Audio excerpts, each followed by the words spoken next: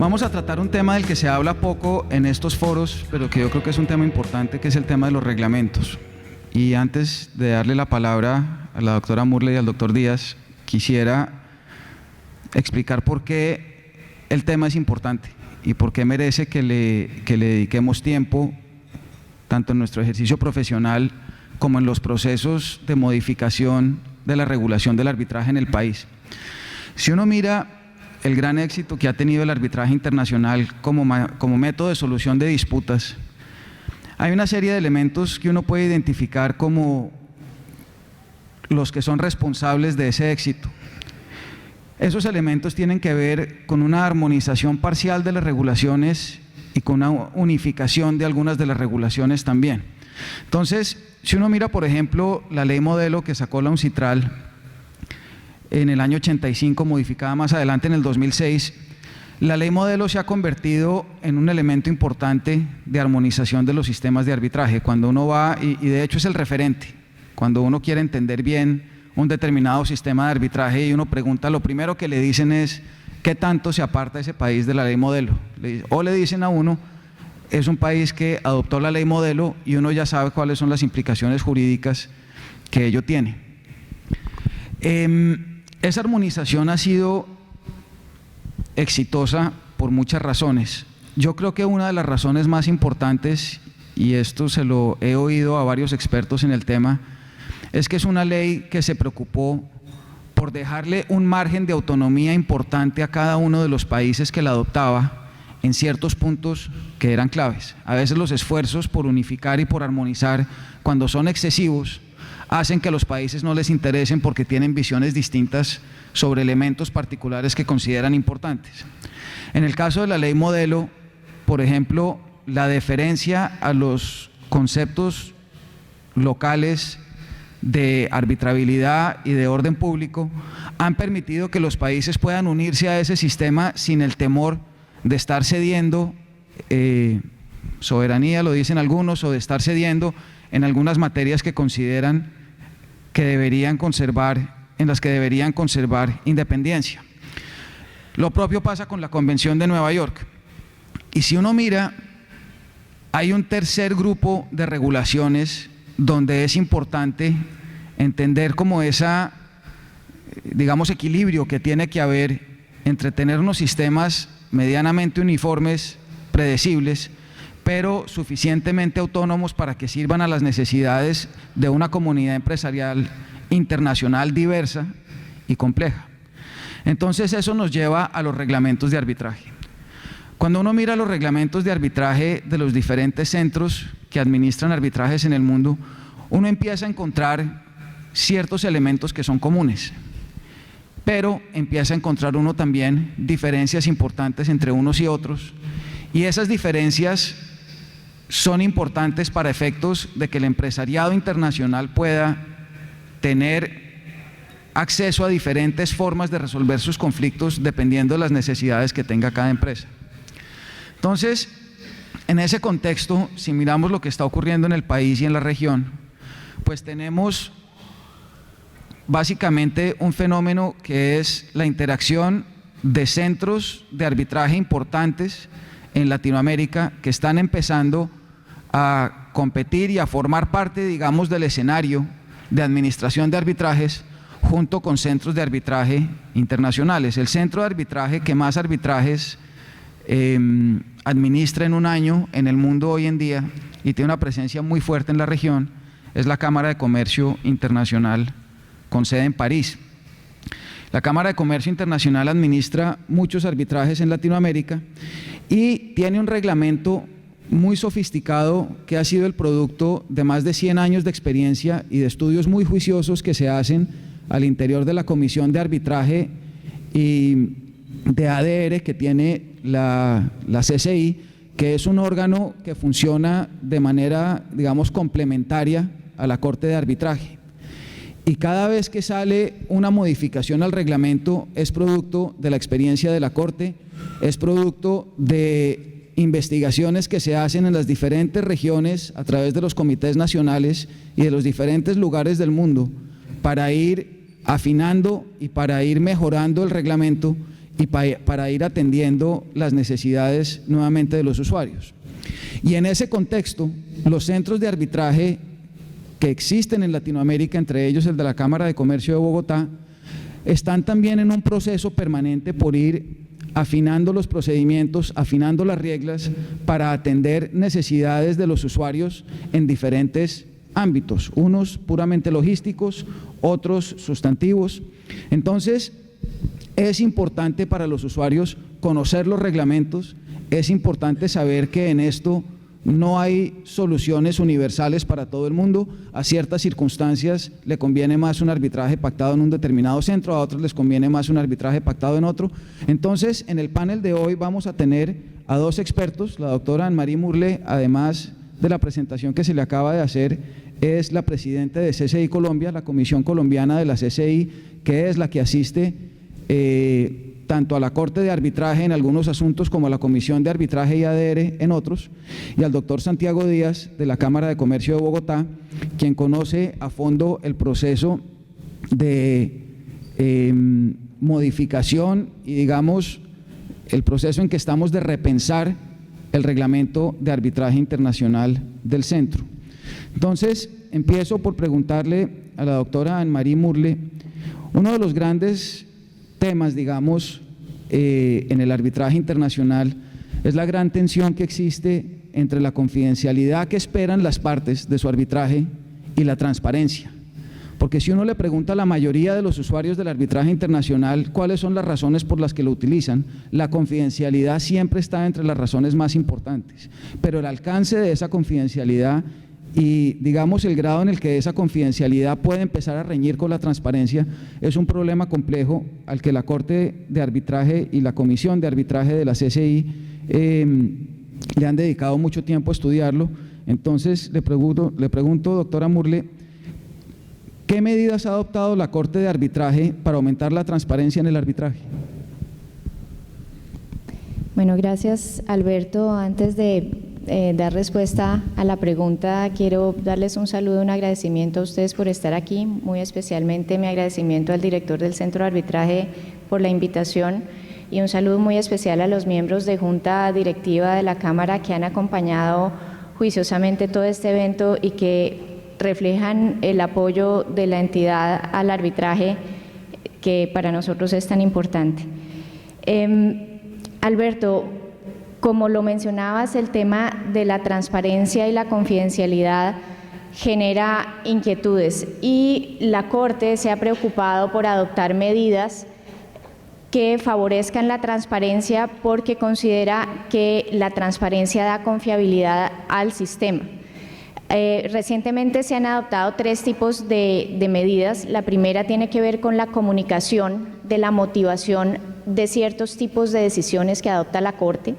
La segunda tiene que ver con la publicación de información de los árbitros, sobre los árbitros, y la tercera sobre publicación de laudos. En relación con la comunicación de la motivación, es importante tener en cuenta que la Corte, y tener muy clara la distinción, la Corte no decide la controversia. O sea, la Corte de Arbitraje es un organismo, como el doctor Alberto lo ha mencionado, es un organismo administrador, sin embargo, adopta decisiones que tienen una incidencia muy importante en el desarrollo del trámite. Una de estas decisiones es la decisión sobre la recusación de un árbitro. Otra decisión tiene que ver con la sustitución, otra con la consolidación del arbitraje, o si el arbitraje continúa o no cuando hay algún problema con la cláusula compromisoria. Brevemente me voy a referir al proceso de recusación o al trámite de recusación dentro del reglamento de la CCI. Cuando una de las partes considera que hay una causal que atenta o que pone en peligro la imparcialidad o independencia de un árbitro, formula la recusación ante la Corte. Hay un término para esto y es 30 días a partir de que se conoce o el nombramiento o la confirmación de un árbitro. Es importante tener en cuenta que el proceso de selección de árbitros en la Corte Internacional de la CCI no supone solamente que las partes lo nombren, sino que involucra una confirmación por parte de la Corte cuando ha revisado que ese árbitro cumple con las condiciones de idoneidad para asumir este trámite. Entonces, cuando se notifica la confirmación del árbitro, las partes tienen 30 días para formular una recusación.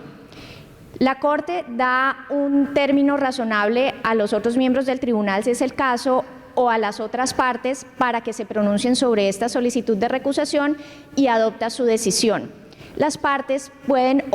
a partir de 2017, una de las partes puede solicitar que la Corte motive su decisión en relación con la recusación de un árbitro, o más que la motive, comunique los motivos por los cuales adoptó esa decisión.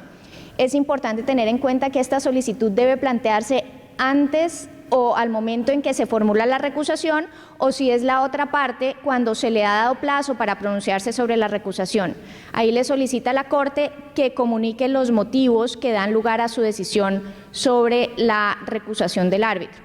De la misma manera puede ocurrir que la Corte decida sustituir un árbitro. ¿Cuándo puede ocurrir esto? Cuando la Corte advierte motivos de hecho o de derecho que le impiden al árbitro continuar cumpliendo con su función, o cuando el árbitro no está cumpliendo, de hecho, la función de acuerdo con el reglamento, o no está cumpliendo con los plazos que establece el reglamento. Ahí la Corte puede adoptar la decisión de sustituir al árbitro, y como estas decisiones, para adoptar esta decisión, primero le ha dado la oportunidad a las partes para pronunciarse, en ese momento una de las partes o las dos puede solicitar que la Corte comunique los motivos para adoptar esa decisión. Puede ocurrir también que en un arbitraje una de las partes no conteste, o la otra proponga excepciones, o una de las partes proponga excepciones que tienen que ver con la existencia, validez o alcance de la cláusula compromisoria. Usualmente esto lo decide el tribunal ya constituido, pero hay casos en los que la Secretaría de la Corte le envía a la Corte este caso para que decida, y usualmente es porque prima facie se evidencia que o no hay cláusula compromisoria o la CCI no es el organismo administrador. Entonces no tendría sentido que se hiciera todo el desgaste de constituir un tribunal que luego tendrá que llegar a la decisión de que el proceso arbitral no puede proseguir, o por lo menos no puede proseguir ante la CCI. Entonces, en esos casos, cuando la Corte decide que el arbitraje no debe continuar, también las partes pueden solicitar, o una de ellas, que se comuniquen los motivos de la decisión. El tercer caso en el que la Corte toma una decisión crítica para el desarrollo del arbitraje, de ese proceso arbitral, tiene que ver con la consolidación de arbitrajes. ¿Cuándo puede ocurrir esto? Cuando la Corte ordenará la consolidación si todas las partes están de acuerdo en consolidar. También si todas las demandas en los arbitrajes son formuladas bajo el mismo acuerdo de arbitraje, entonces hay varias demandas pero un solo acuerdo de arbitraje, o hay varios acuerdos de arbitraje que cumplen unas condiciones, están las mismas partes, la misma relación jurídica y que se trate de acuerdos compatibles. Como lo mencionaba Alberto, la Corte hace revisiones periódicas del reglamento. Hay funcionarios que se ocupan de estar estudiando y monitoreando la aplicación del reglamento. De hecho, ahora hay una discusión de unas modificaciones, y lo menciono porque se van a discutir en París a finales de este mes si se adoptan o no estas modificaciones, y una tiene que ver con la consolidación, porque se está estudiando la posibilidad de no exigir que sean las mismas partes para proceder a consolidar varios arbitrajes. ¿Y por qué se está estudiando esto? Porque están los casos, por ejemplo, de los procesos de construcción en los que se tiene la entidad, por ejemplo, adjudicataria de una obra pública, la entidad contratante y una serie de subcontratistas, y puede generarse una controversia que los involucre a todos, pero que tenga, por ejemplo, varias cláusulas compromisorias. Sería mucho más práctico y más eficiente consolidar todas las demandas en un solo procedimiento. De manera que esto es muy importante, que las partes puedan tener acceso a la motivación que ha dado lugar a esa decisión de la Corte. Esto, en cuanto a transparencia, sobre la motivación de las decisiones. También se han adoptado recientemente medidas sobre publicación de información sobre los árbitros. Tenemos entonces que a partir de 2016 la Corte decidió que en su página web se publicará el nombre de los árbitros, la nacionalidad, cómo fue su proceso de designación y si el caso se encuentra en curso o ya ha sido cerrado. A partir de julio de 2019 también se va a incluir información sobre el sector industrial al que pertenece la controversia y también las partes, los representantes de las partes. Igual, para proteger la confidencialidad, si las partes lo solicitan, se puede restringir esta información, o si la parte afectada o que se siente afectada retira su autorización para el manejo de datos, pues la información podrá ser eliminada de la página. Pero en principio, pues se ha considerado muy importante saber qué árbitros se están desempeñando en los distintos trámites que están cursando ante el centro de arbitraje. Adicionalmente, hay otra medida bien interesante que es la publicación de laudos. A partir de los laudos que se profieran a partir del 1 de enero de 2019 podrán ser publicados con ciertas condiciones, es decir, 2 años a partir de la fecha en que fue notificado el laudo definitivo o parcial. Antes de publicarlo, cualquiera de las partes puede oponerse o solicitar que se anonimice, es decir, que se eliminen la referencia a las partes en el arbitraje. Y si hay algún acuerdo de confidencialidad sobre una parte del laudo, la publicación estará sujeta al consentimiento específico de las partes. La Secretaría podrá, por su parte, anonimizar el laudo o abstenerse de publicarlo si así lo decide. El tema de la publicación de laudos, pues es una información muy importante para la comunidad empresarial, por supuesto para los que ejercemos en arbitraje y para los académicos, pero sobre esto a mí me surge una inquietud y se la planteo al doctor Alberto, y es, no sé si estas medidas de publicar el laudo que se tiene como favorable, y yo creo que es favorable, pero puede dar lugar a que se cuestione o se empiece a tratar de aplicar el precedente arbitral como obligatorio, es decir, que el laudo que fue proferido en determinado caso para determinada controversia genere la expectativa de que en otro caso se adopte una solución por esa misma línea, y ahí me gustaría devolverle la palabra al doctor Alberto. Gracias, Ana María. Pues ese es un tema muy interesante porque los laudos que se dictan en los arbitrajes internacionales están sometidos a una gran variedad de leyes sustantivas distintas, es decir, está la diversidad de marcos jurídicos de cada uno de los laudos, que yo creo que difícilmente desde el punto de vista estrictamente jurídico puedan entenderse o llegar a entenderse como precedentes los unos de los otros. Lo que sí creo que puede ocurrir es que ha habido tal nivel de estandarización en los contratos en cierto tipo de industrias, que aún sometidos a leyes distintas, los laudos importantes que se dicten en relación con cierto tipo de proyectos o de obra, o ciertos contratos de servicios, o ciertos contratos que son comunes y se han ido estandarizando en el tráfico mercantil internacional, puedan esos laudos empezar a jugar un papel, yo pensaría, más que con valor de doctrina, para efectos de servir de fuente de derecho para aplicar las normas en algunos de esos contratos, de manera que yo creo que en el proceso de armonización del derecho mercantil internacional, si bien no sé muy bien cuál sería la aproximación desde el punto de vista estrictamente jurídico que lo permitiría, pero eso sí puede ayudar a contribuir a interpretar ciertas cláusulas de ciertos contratos tipo de cierta manera. Yo creo que en términos generales eso será bueno para la seguridad jurídica en el tráfico mercantil. Bien, segundo tema que queríamos discutir con la doctora Murle es el tema relativo a la eficiencia. Este es un tema muy importante, sobre todo dado el momento en que estamos nosotros en Colombia, tanto en lo que tiene que ver con nuestra justicia estatal y lo que tiene que ver con los tribunales arbitrales, porque nosotros en el país, la gran mayoría de reformas que hacemos, tanto nuestra justicia como el arbitraje, tienen siempre de primeros tratar de acelerar los momentos del proceso. Y eso está bien, país ha tenido muchos problemas que todos conocemos que han hecho que los procesos sean demorados, se han hecho esfuerzos muy grandes porque eso pare, pero en el caso del arbitraje en particular, hay una cosa que me parece que siempre hay que tener en cuenta y es el proceso es de las partes. La eficiencia y el afán por la eficiencia del proceso no puede conducir a que el proceso tenga una duración distinta de la que las partes creen que es necesaria para que se dicte un laudo como debe ser. Entonces, desde ese punto de vista, los mecanismos que tratan de hacer más rápidos los fallos en el arbitraje, que son importantes porque hay arbitrajes que se demoran mucho más de lo que deberían,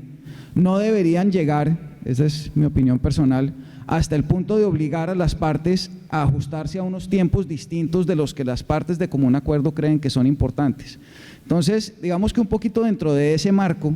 la CCI ha tomado una serie de medidas que ahora le pido a Anne-Marie que por favor nos explique sobre cómo está haciendo la CCI para asegurarse de que los tribunales, si bien se mantengan dentro de lo que las partes consideran que es necesario para que se dicte el laudo que ellas necesitan, se haga dentro de unos tiempos que sean aceptables para las partes y para la Corte.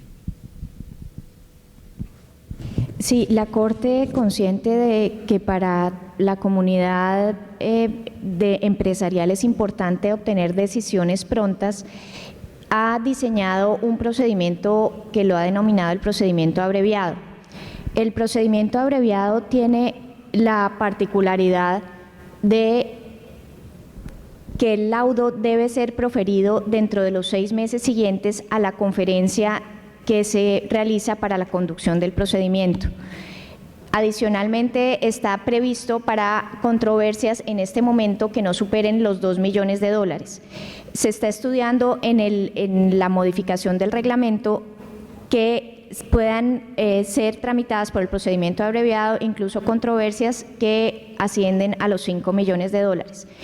En este punto la Corte se jugó una carta complicada porque estableció que quien se quisiera someter al reglamento CCI acepta que se aplique el procedimiento abreviado aun cuando pueda contravenir lo dispuesto en la cláusula compromisoria. Digamos que esto generó inquietud porque podría desembocar en la anulación del laudo precisamente por no acatar lo dispuesto en la cláusula compromisoria. Por ejemplo, si hay una cláusula compromisoria que establece que serían 3 árbitros, en el proceso abreviado se establece un solo árbitro. Sin embargo, como lo comentaba en su panel ayer Andrés Hanna, lo que se ha definido es que cuando se adopta la decisión de incluir en la cláusula compromisoria el reglamento CCI, ahí se está manifestando el consentimiento. Entonces, desde este punto de vista,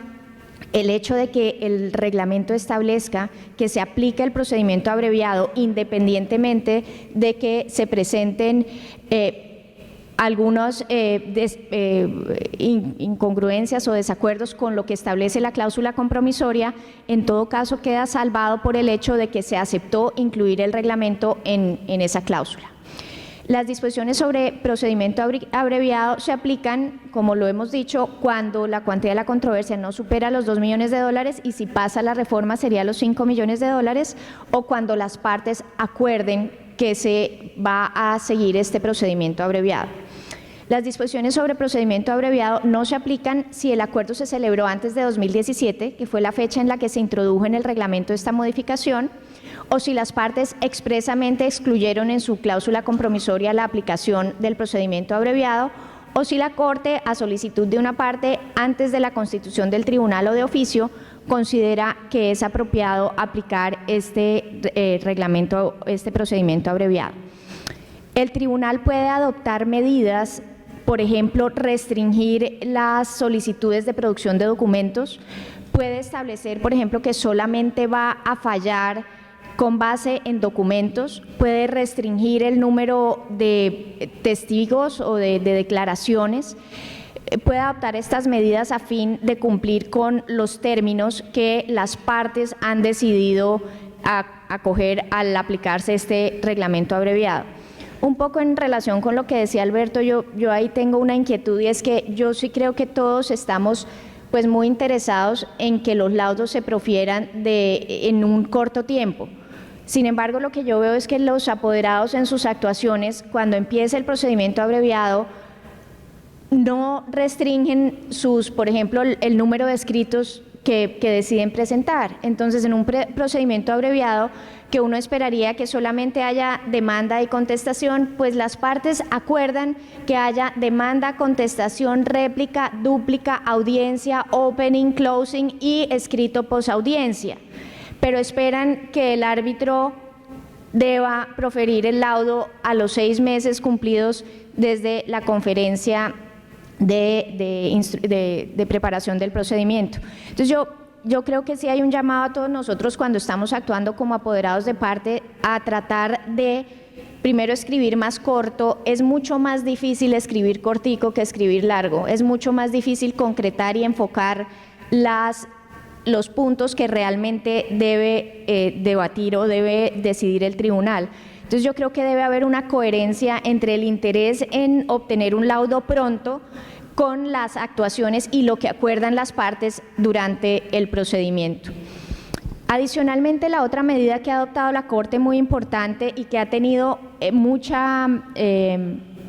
acogida, es la que tiene que ver con el árbitro de emergencia. Se trata de una solicitud que se presenta a la Corte para que se designe un árbitro que va a adoptar una medida que es urgente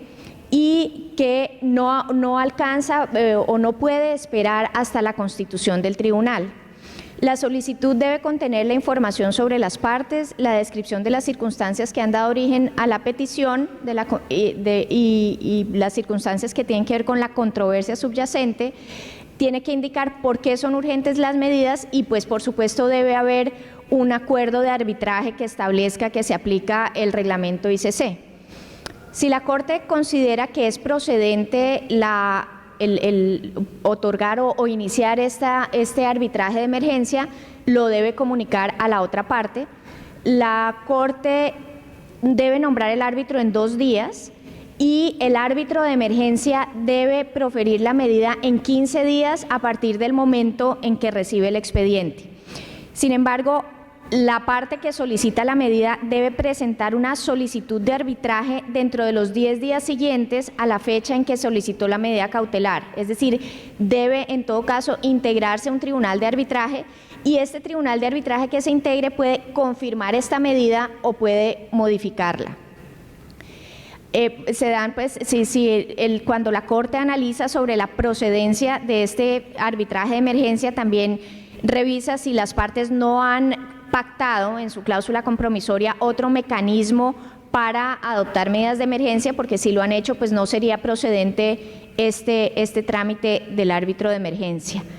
Estas son, pues, Alberto, las medidas en cuanto a la eficiencia. Bueno, y hay una adicional que afecta directamente a los árbitros, y es que la Corte ha establecido que si los árbitros no emiten o no profieren el laudo en los términos que establece el reglamento, se va a presentar una deducción gradual de sus honorarios. Entonces, si se demora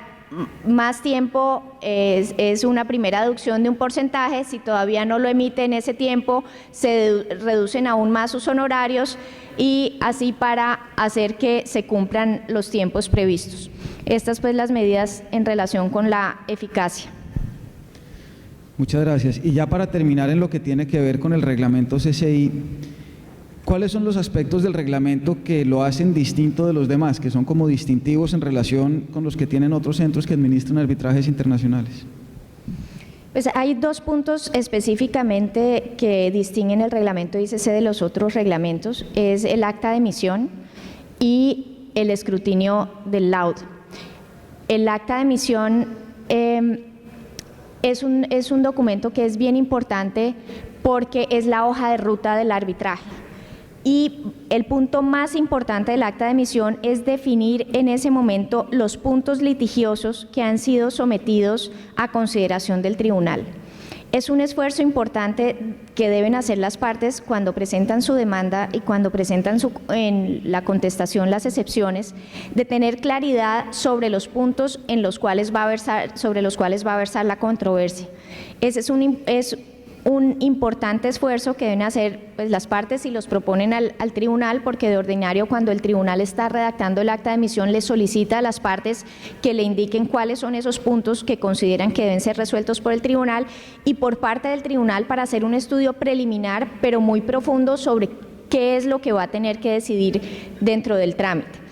Adicionalmente, en el acta de emisión pues hay otros puntos no menos importantes, como el de la sede, que si ha sido acordada por las partes pues no tendrá ningún problema, pero si no está en la cláusula compromisoria lo tendrá que decidir la Corte. Ahí está la información. En el acta de emisión se hace la información o se incluye la información sobre las partes, sobre los árbitros, sobre las direcciones de notificaciones, y esto es bien importante porque en esas notificaciones serán comunicadas todas las decisiones que se adopten dentro del procedimiento, de manera que el acta de emisión, que además tiene unos plazos para ser proferida, en un proceso normal son 30 días a partir de que recibe el expediente, y en el procedimiento abreviado se excluye o se omite el acta de emisión. El otro tema muy importante es el del escrutinio de laudos, y es una función muy especial que cumple la CCI, y es que cualquier laudo antes de ser notificado es revisado por la Corte. Esta revisión es una revisión de carácter básicamente formal. La norma del reglamento dice que la Corte puede dar órdenes sobre la forma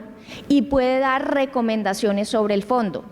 La Corte nunca va a modificar una decisión de los árbitros, pero sí, por ejemplo, puede llamar la atención sobre párrafos incongruentes, sobre citar pruebas que no aparecen en el expediente o citar fuentes que no han sido citadas por las partes, de manera que lo que hace bien importante esta facultad del escrutinio es garantizar que las partes reciban un producto de calidad que es el laudo, es decir, y sobre todo encaminado a que el laudo pueda ser ejecutado, que es lo que le interesa a quien fue favorecido con la decisión. Pues hasta aquí, Alberto, estos son como los factores distintivos. Muchas gracias, Anne-Marie. Ahora pasamos a revisar el reglamento de la Cámara de Comercio de Bogotá para efectos de administrar arbitrajes internacionales, y antes de darle la palabra al doctor Díaz, digo que yo creo que es una aspiración razonable para muchos centros de arbitraje de la región llegar a un punto en que empiecen a sustituir a centros internacionales para arbitrajes que tienen lugar en Latinoamérica probablemente, y que empiecen a administrar arbitrajes que tengan sedes en países distintos al país en que está ubicado el centro. Es decir, yo creo que en el mediano plazo, incluso en el corto plazo, los centros importantes de la región, y hay varios, pueden legítimamente aspirar a administrar, en el caso de un centro de arbitraje colombiano, arbitrajes con sede en Bolivia, en Perú, en Ecuador, y que de alguna manera empiecen a jugar el papel que están jugando otros centros internacionales, porque la experiencia que tienen y el ordenamiento jurídico al que están sometidos pues lo permite. Doctor Santiago Díaz nos va a hablar sobre el reglamento de arbitraje internacional de la Cámara de Comercio de Bogotá, nos va a hablar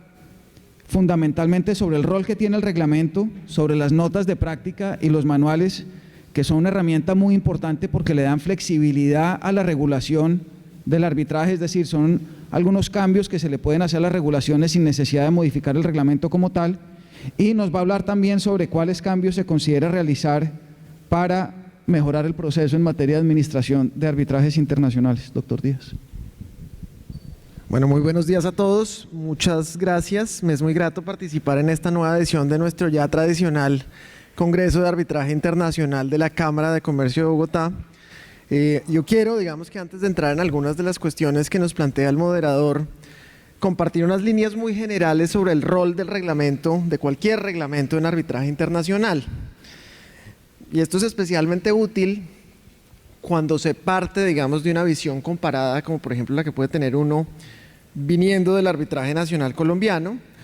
y dándose cuenta un poco que no es inusual que en arbitraje internacional no todo esté regulado en el reglamento. Entonces, lo que encontramos es que no todo el procedimiento a rajatabla, ni digamos rituales procesales insalvables, ni todas las oportunidades procesales absolutamente desagregadas están previstas en el reglamento.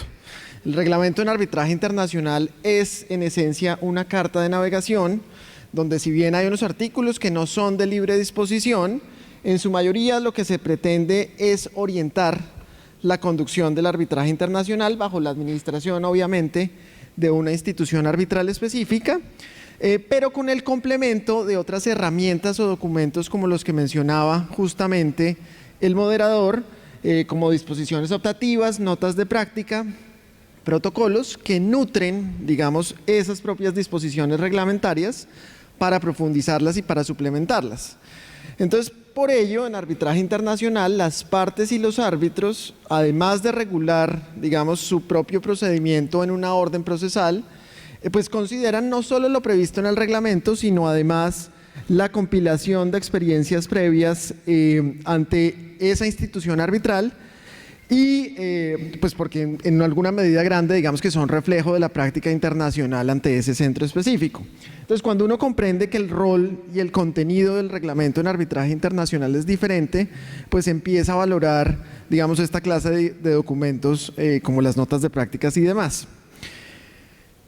Nuestro reglamento de arbitraje comercial internacional, que fue adoptado en el año 2014, presentó, yo creo, en ese entonces unas innovaciones y unos aspectos distintivos muy importantes que vale la pena destacar. En primer término está el tema relativo a la audiencia de pruebas. Digamos que el reglamento de arbitraje comercial internacional CCB fue de los primeros reglamentos institucionales que, aún siendo de inspiración UNCITRAL, digamos que propició que las partes pudieran prescindir de la audiencia de pruebas en ciertos casos donde se pudiera decidir sobre la base de los escritos y las pruebas aportadas por las partes. En otros reglamentos, digamos, desde entonces, esa decisión solo podía ser adoptada por el tribunal o inclusive poniendo una carga, digamos, mucho más alta de exigir siempre la realización de esa audiencia, salvo que mediara un pacto expreso en contrario. Digamos que los términos para la realización de ciertas actuaciones por parte de la institución arbitral fue otro de los grandes aciertos de ese reglamento. Esos, digamos, plazos se hicieron muy en consonancia con los reglamentos de otras instituciones arbitrales líderes. Entonces encontramos, por ejemplo, en el tema de recusaciones de árbitros, que el término para decidir una recusación por parte de la institución arbitral es un término de 15 días que en arbitraje internacional en ese entonces pues fue muy célere, considerando que otros reglamentos, digamos, que tenían previstos términos de 30 o 60 días. Los plazos de la fase escrita también fueron, que obviamente son supletivos, pero también fueron previstos en 30 días, cuando otros reglamentos, digamos, incluso no consideraban términos complementarios ni siquiera. Y estaba, pues, digamos, esto muy en línea con la institución que tenía unos términos más céleres, que era en ese entonces la Corte de Arbitraje Internacional de Londres. Pero yo creo que el plazo para proferir el laudo final fue tal vez la mayor innovación en este tema de términos de nuestro reglamento de arbitraje comercial internacional del año 2014. Digamos que lo que dice nuestro reglamento es que el tribunal tiene 6 meses desde la demanda reconvencional, si la hubiere, o desde la demanda principal para proferir el laudo final. Y ese término es bien importante y ha sido, digamos, una medida de celeridad que les comparto, digamos que ha sido muy valorada y muy ponderada por nuestros usuarios extranjeros, y yo creo que es un elemento verdaderamente diferenciador. Ahora, además de, digamos, de que el reglamento privilegia la utilización de unas herramientas tecnológicas para la práctica de pruebas y obviamente pues para todo el tema de la práctica internacional en actuaciones de los procedimientos, yo creo que el centro tiene otros 2 aspectos distintivos que vale la pena mencionar, pues porque también han sido muy destacados por nuestros usuarios. Primero, el centro es una de las selectas instituciones arbitrales que, por conducto de un funcionario, ejerce el rol de secretaría institucional de los tribunales arbitrales internacionales desde la constitución y hasta la emisión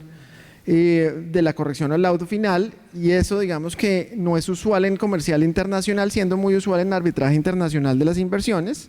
y es sin duda alguna, y así nos lo han señalado, una garantía adicional para las partes, no solo de la debida aplicación del reglamento, sino del debido proceso y obviamente del tema asociado al principio de igualdad de armas. En nuestro caso, en el caso del Centro de Arbitraje de la Cámara de Comercio de Bogotá, no tenemos solo un consejero a cargo del caso que no está presente ni necesariamente al tanto de todo lo que ocurre en el proceso y al interior de un tribunal, sino que verdaderamente hay un rol permanente de secretaría institucional. Y segundo, digamos que propendiendo por cada vez más transparencia en el arbitraje internacional, desde el año 2017 hemos implementado en la declaración, digamos, de aceptación, independencia e imparcialidad de árbitros internacionales un tema de revelación de financiación de terceros. Y esto ha sido también un tema muy relevante,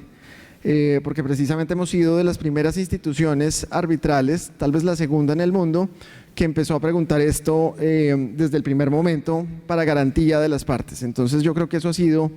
una innovación importante. ¿Cuáles son, digamos, los aspectos que se están estudiando para ser reformados en este proceso de repensar nuestro reglamento de arbitraje comercial internacional? Pues digamos que hay varios temas. Evidentemente hay un tema de árbitros de emergencia, hay un tema de arbitraje acelerado, en los que no voy a entrar muy en detalle, pero hay también unos temas que son muy especiales de disposiciones optativas a ser aplicadas en arbitrajes de inversión. Dentro, digamos, de las nuevas reglas que se pretenden incluir en este nuevo o en este proyecto de reforma, están todas las disposiciones de carácter institucional, ¿cierto?, que no están actualmente en el reglamento, así como normas que buscan regular mejor las relaciones entre transparencia, confidencialidad, publicidad y privacidad en el arbitraje comercial internacional. ¿Eso qué quiere decir? Que seguramente habrán reglas más especializadas, ¿cierto?, que van a elevar seguramente los estándares de revelación también, y van a precisar aspectos de no divulgación de terceros ajenos a los procesos que hoy digamos que no son tan claras. A su turno, digamos que el proyecto de reforma contempla un conjunto de reglas para la reconducción de casos iniciados bajo el procedimiento de arbitraje nacional y que correspondan a arbitraje internacional y viceversa, en el entendido pues que aquello esperamos que permita, que evite, digamos, esta serie de reprocesos que implica que un caso se inicie por un procedimiento y luego se reconduzca por otro y se anule, digamos, todo lo actuado, y esa, digamos, búsqueda permanente de evitar dilaciones es lo que está detrás de esa decisión. Hay un tema de eliminar o de precisar, según lo vea uno, el tema de interpretación de laudos que está en el título del reglamento actual para privilegiar o para precisar que se trata solo de corrección y de aclaración de los laudos finales, no de un tema de interpretación. Obviamente sin que eso afecte el carácter definitivo ni obligatorio, digamos, para las partes de los laudos, pero digamos hay toda esta serie de elementos adicionales. Ahora, como les decía, el reglamento también pretende, digamos, crear temas de normas optativas para arbitraje de inversión, y ello pues se debe a que evidentemente la Cámara de Comercio de Bogotá es una institución tradicionalmente administradora de arbitrajes comerciales internacionales, y hay unos aspectos puntuales donde resulta, digamos, prácticamente inexorable tener unas disposiciones y unas regulaciones específicas en esa materia. ¿Cuáles son esas regulaciones? Primero, el tema de nominación de árbitros. Las reglas deben reflejar que el árbitro de parte, digamos, que es evidentemente el método de designación privilegiado en arbitraje internacional de las inversiones, y que los métodos supletivos, y esto es muy muy importante, no pueden ser a través de mecanismos aleatorios, y que no existen, digamos, tampoco situaciones taxativas para la formulación de recusación de árbitros, en tanto el estándar es distinto, digamos, podríamos hablar del tema de duda razonable, entre otros temas. Segundo, el tema de demanda reconvencional, que aunque depende del tratado en primera medida y no solo del reglamento, hay unas regulaciones procesales asociadas a la eventual presentación de una demanda reconvencional por parte de la entidad estatal o el Estado demandado, que resulta necesaria siempre considerar. Tercero, el tema de estándares de revelación, porque no solo deben revelar árbitros, partes, digamos, secretario, sino también terceros no contendientes. Y cuarto y último, digamos, lo relativo precisamente a eso, a la intervención de terceros. Entonces, como es conocimiento de todos, pues digamos que los arbitrajes internacionales de inversión emanan del eventual, digamos, incumplimiento de compromisos internacionales del Estado, bien sea de un acuerdo para la promoción y protección recíproca de inversiones o de un capítulo de inversión de un tratado de libre comercio, entre otros. Lo que conlleva que los sujetos que eventualmente sean partes del arbitraje, de la controversia, pues sean esencialmente distintos de aquellos que suscribieron digamos, donde se encuentra contenido el acuerdo arbitral, la cláusula compromisoria. Y eso pues en esencia es diferente del arbitraje comercial internacional y se evidencia pues la latente necesidad de regular esa intervención, por ejemplo, de un tercero que sería allí o que podría ser perfectamente el otro estado parte del tratado que no es parte de la controversia. Y pues sobre terceros totalmente ajenos al proceso, que sin embargo también solicitan ser vinculados, pues al tratarse obviamente de procedimientos en donde es usual que estén insertadas discusiones de política pública, pues se requiere, digamos, precisar esas reglas de intervención a través, por ejemplo, de escritos de amicus curiae o de esta clase de cosas, porque de ahí emanan unas discusiones muy relevantes que tienen que ver, por ejemplo, con el estándar de interés que debe demostrarse para permitir la intervención de ese tercero, o, por ejemplo, cómo establece la institución arbitral protocolos de acceso a los documentos que en principio no son públicos del arbitraje. Entonces ahí hay toda una serie de discusiones sobre eso.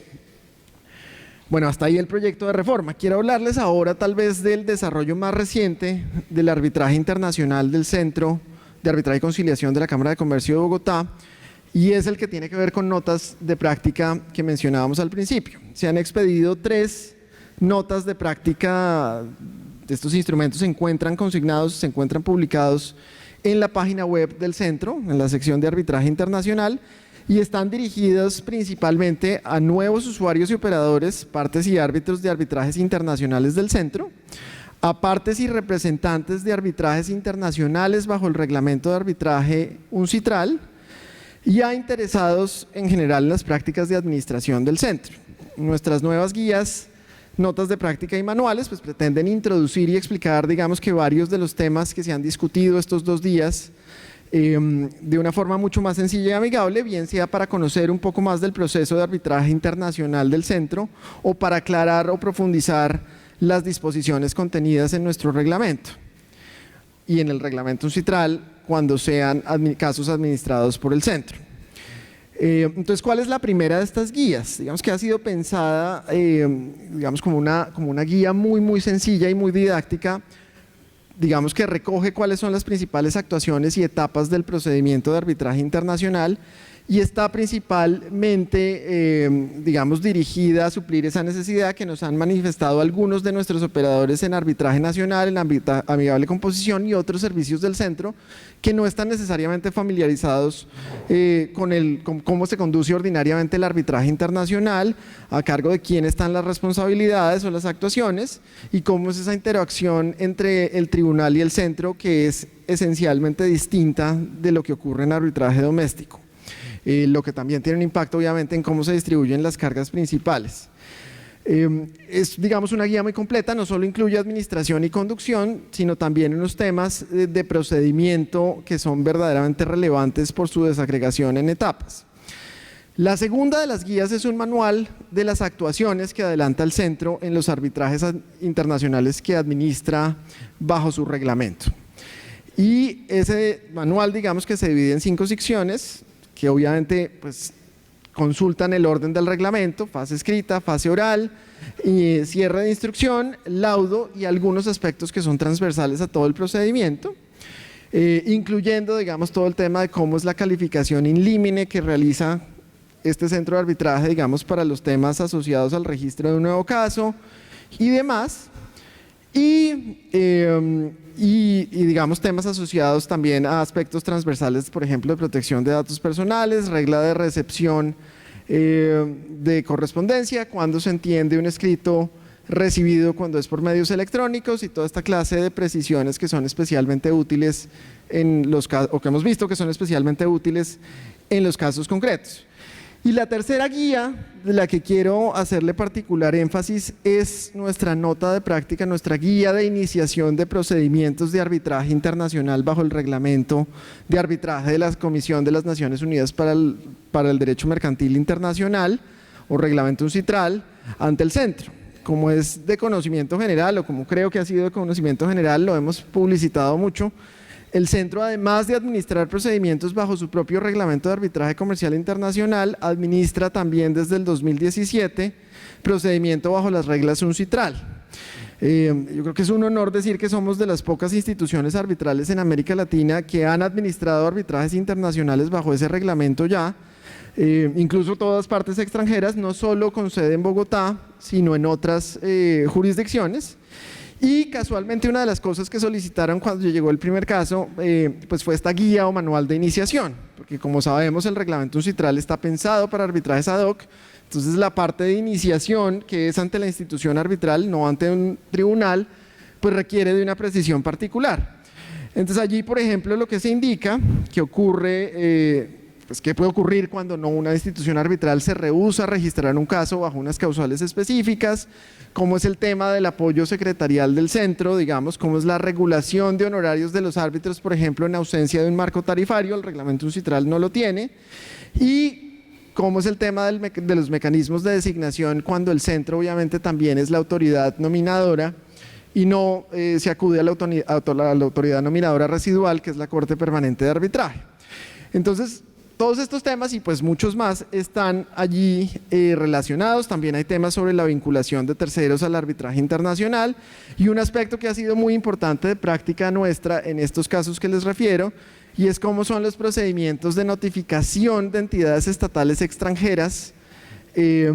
cuando son, digamos, los demandados en esta clase de procedimientos de arbitraje comercial internacional ante nuestro centro, digamos, sobre todo el tema de quién debe ser el que efectúe esa carga, qué pasa cuando otra entidad estatal, como es el caso de algunas jurisdicciones latinoamericanas, es la que ejerce la representación de esa entidad estatal en el curso del procedimiento. Eso es una vinculación de un tercero, no es una vinculación del tercero, es un tema de representación exclusivamente. Toda esta clase de asuntos está bastante desagregado y bastante explicado en esas guías de práctica. Obviamente podría seguirles contándoles muchos más aspectos de estos 3 nuevos documentos, pero creo que el tiempo se está agotando y prefiero además que los lean por ustedes mismos y visiten la página web, así que es que considero prudente dejar aquí. Muchas gracias de nuevo. Bueno, les pido un aplauso para nuestros panelistas. Muchas gracias.